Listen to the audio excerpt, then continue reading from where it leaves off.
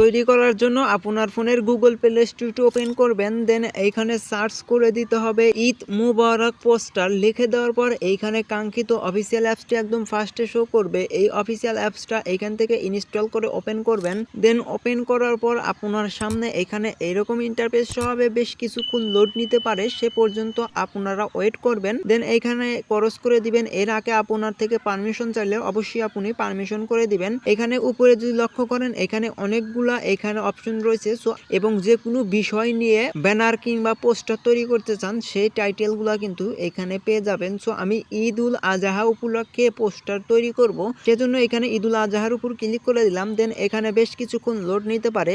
এরপর কিন্তু এখানে অনেকগুলা টেমপ্লেট পেয়ে যাবেন। সো আপনারা কিন্তু এইখান থেকে টেমপ্লেটগুলো ইউজ করতে পারেন। ডান দিকে স্ক্রল করলে কিন্তু এখানে আরো অপশন পেয়ে যাবেন ঈদ উল ফিতর। সো এই ঈদ উল ফিতরের উপর ক্লিক করে দিলে এখানেও কিন্তু অনেকগুলা প্রিমিয়াম ব্যানার কিংবা পোস্টার পেয়ে যাবেন। দেন এইখান থেকে আপনার পোস্টারটি চয়েস করে সেই পোস্টারের উপর ক্লিক করে দিবেন। দেন এইখান থেকে আনলকের উপর ক্লিক করে দিতে হবে। সো এখানে কিছুক্ষণ অ্যাড দেখতে হবে, যেহেতু একদম ফ্রি অ্যাপস, সেক্ষেত্রে আমাদের এখানে অ্যাড দেখা সাকসেসফুল হয়ে গেছে। এখান থেকে ওপেন নাও এর উপর ক্লিক করে দিব।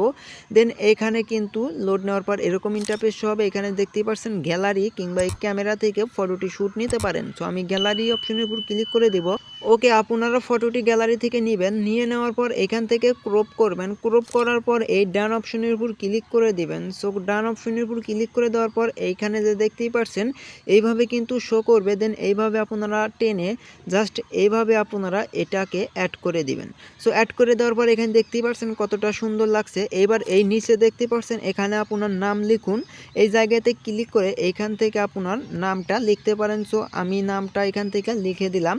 লেখা এখানে কিন্তু কমপ্লিট হয়ে গেছে। এখানে আপনার পদবি ঠিকানা লিখুন। সো আপনার এখানে ঠিকানাটা লিখতে পারেন। সো আমি এখান থেকে ঠিকানাটা লিখে দিচ্ছি। ঠিকানাটা সংক্ষেপে লিখে দেওয়ার পর এখান থেকে ডান অপশনের উপর আপনারাও ক্লিক করে দিবেন। আপনার ঠিকানাটা লিখে দেওয়ার পর এখান থেকে সেভ আইকনের উপর ক্লিক করে দিবেন। দেন এরপর কিন্তু আপনার এই ফটোটি আপনার গ্যালারিতে যাবে। এই ভিডিওটি এই পর্যন্তই শেষ। ভিডিওটি কেমন লাগলো অবশ্যই কমেন্ট করে জানাবেন। ধন্যবাদ।